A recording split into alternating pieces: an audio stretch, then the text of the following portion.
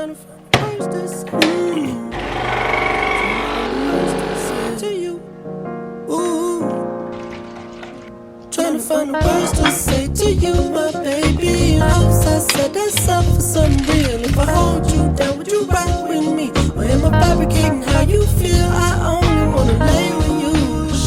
Herkese selam, kanalıma tekrardan hoş geldiniz. Bu videoda arkadaşlar birazcık vlog dinleyeceğiz ve ders çalışacağız. Çünkü vizelerime çok az bir süre kaldı. Bu yüzden sizlerle birlikte bir çalışalım dedim. Bayağıdır, çok uzun zamandır ders çalışma vlogu çekmiyordum. Ve bugün sabah uyandım ve böyle bir anda bir kanalıma girdim. İşte eski videolarımı falan izledim. Arada yapıyorum bunu. Yani kendi videolarım beni de motive etti. O yüzden dedim ki bir böyle güncellenmiş versiyonunu da birlikte çekelim. Bir de böyle video çekince harbiden çalışıyorum yani. O yüzden benim için de verimli olur diye düşündüm. Aslında bizde vize final sistemi yok. Partial ve general sınavları var. Onun detayına inmeyeceğim. Gerek yok zaten. 2 tane partial sınavım var. Birinci dersim mikroekonomi, diğeri de ekonomi tarihi diye bir ders.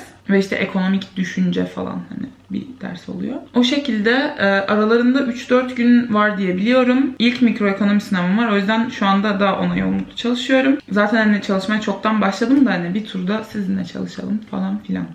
O şekilde yani bugün yapacaklarım mikroekonomi ve ekonomik tarih çalışmak. Size biraz notlarımı da göstereyim. Bu şekilde notlarımı Docs'a alıyorum bu aralar. Çünkü hani bu dersi yazarak çalışmak biraz zor. Yani kaç tane grafik çizeceğim yani. Ve baktım hani bir önceki sınavlarda hani yazarak çalışıyordum. Ve hani yazmak gerçekten çok da bir şey ifade etmiyor benim için. Hani çünkü o yazdığımı da unutuyorum ve tekrar okuyarak hani hatırlıyorum ve ezberliyorum. O yüzden dedim ki hani bilgisayardan not alayım, hem benim de işim pratikleşir. Bu şekilde bir yol ilerliyorum şu anda. Bakalım bunu da göreceğiz. O zaman ben bugüne mikroekonomi özetimi çıkarmakla başlıyorum. Feather funk.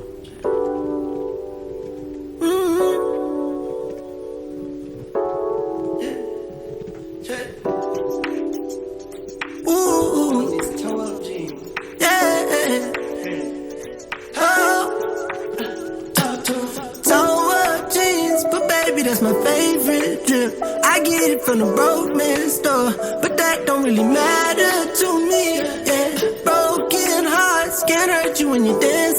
Arkadaşlar tam olarak hiçbir şey anlamadığım o noktaya geldik. Ne zaman geleceğiz diye merak ediyordum. Şu andan itibaren hiçbir şey anlamıyorum. Slide'ım bu. Chat'e atmıştım zaten. Bu da böyle bir küçük anlayabileceğim özet geçmiş. İngilizcesini de anlamadım.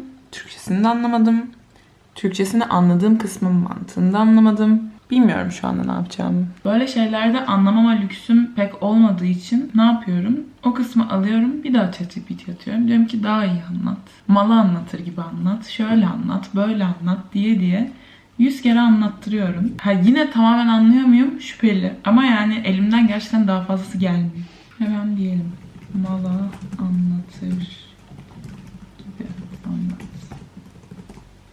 Bu arada Bocconi öğrencilerine özel ChatGPT'niz ücretsiz oluyor. Yani Pro versiyonu ücretsiz oluyor. Bu gerçekten okulun bana sağladığı en güzel hizmet falan olabilir. Çünkü direkt okul mailinizle giriş yapıyorsunuz ve 2 yıl ücretsiz Pro'nuz oluyor yani. Zaten ChatGPT Pro olmadan hani bilmiyorum çalışabilen var mı? Biliyorsunuzdur hani normal ChatGPT'yi kullanınca da bir süre Pro'ymuş gibi davranıyor.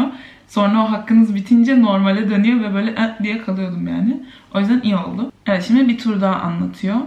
Ve bayağı harbiden mal anlatır gibi anlatıyor. Şey falan demiş. Elinde 5 çikolata 5 cips düşün. Mutlusun falan yazmış.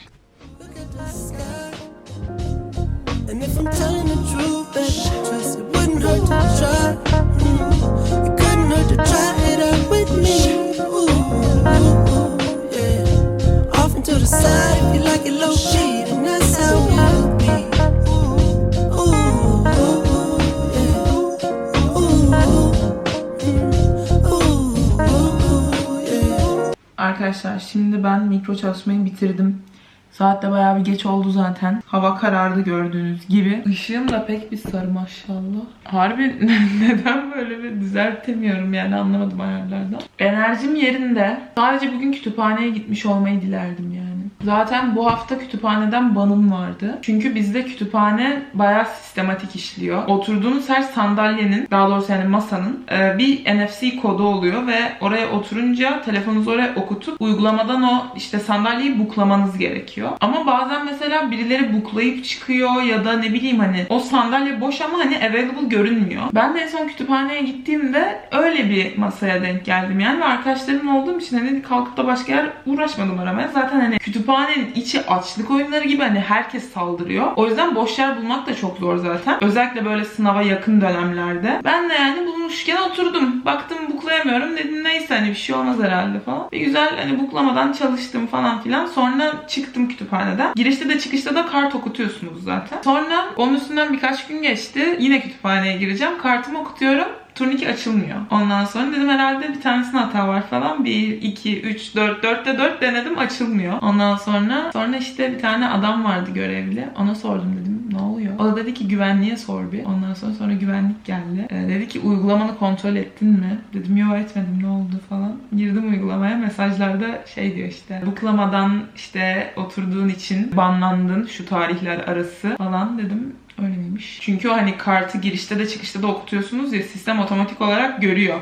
Siz bir yer bukladınız mı yoksa buklamadınız mı? Yoksa hani buklamadan mı oturdunuz falan diye. Abi bence biraz saçma. Çünkü yani alt tarafı şu bilgisayarı koyup çalışacağım yani. Sadece orada oturacağım. Bu kadar sistematik olmasına gerek var mı bilmiyorum. Yani düşündüm böyle olmayınca da kimse bir şey kaybetmiyor yani. Yine herkes bulduğu yere oturacak yani. O yüzden mantığı ne tam anlamadım. Sadece bir tık iş zorlaştırıyor yani. Böyle de bir ban hikayem var. Onun da süresi bitti ama yani dün bitti. Ama bugün de hani video çekeceğim falan belki kütüphanede çok çekemem anksiyetem tutar falan diye. Evde durayım dedim ama yarın kütüphaneye gitmeyi düşünüyorum. Çünkü seviyorum. Ve kütüphanede olunca gerçekten çok iyi ders çalışıyorum. Çünkü yani zaten çevrenizde bir sürü ders çalışan insan var ve gerçekten çıt çıkmıyor. Ve hani otomatik olarak motive oluyorsunuz. Bir de hani orada mesela telefonu elime alıp hani 20 dakika falan TikTok izlemeye utanıyorum biraz da. O yüzden bayağı aslında mantıklı. Çünkü yani orada verimsiz kalma lüksünüz yok. Yani çok verimsiz hissediyorsan çıkıp gidiyorsun zaten. Öyle. Canım açıldı biraz. Yani böyle ders çalışma videolarında da ne oluyor biliyor musunuz? Şimdi mesela ben tüm gün mikro çalıştım ya. O yüzden size update'leyemiyorum. Hani işte şimdi şuna geçiyorum, şimdi buna geçiyorum, şimdi şunu yapıyorum diye. Çünkü hani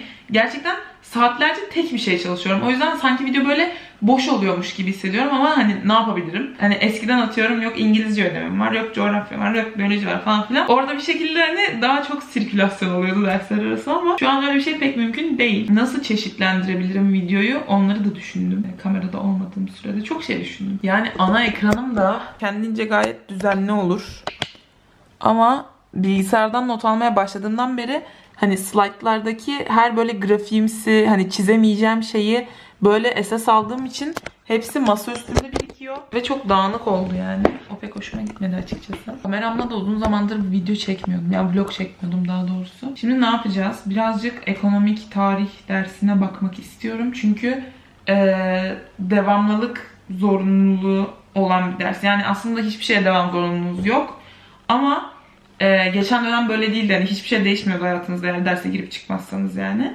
Sınav açısından. Ama bu sefer eğer mesela atıyorum %75 devamsızlığınız pardon hep karıştırıyorum bu iki kelimeyi.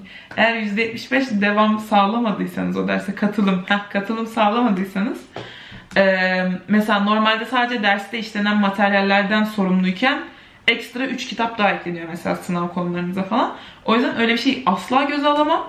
O yüzden hani her dersine gidiyorum bu dersin. Mikroda falan öyle değil mesela ama bu derste öyle. Bu nedenle aslında dersin hepsine katılıyorum. Ama yine de içim pek rahat değil bu derse karşı. Bir de 2 hoca falan giriyor bu derse. O yüzden birazcık daha karışıyor. Böyle sıra sıra adamları işliyoruz atıyorum işte. Karl Marx'ı falan işledik mesela hani. Adam Smith yapmışız mesela. Bunların hepsine bakılacak. Bu adamlar ne yapmış, ne etmiş, ne demiş öğrenilecek. Bence başlayayım buna bir. Zahmet olacak. Yani slaytları da o kadar sıkıcı ki göstermek istiyorum. Hani gel de şuna başla yani. Bu ne Allah aşkına? Bu ne abi? Üf, çok sıkıcı görünüyor ya. Bunlar ne? Üf, bakalım burada ne varmış. Bak bu yine biraz daha okey yani.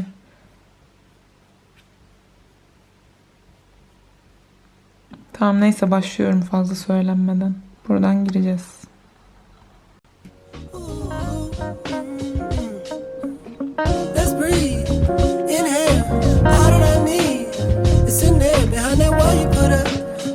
daytime.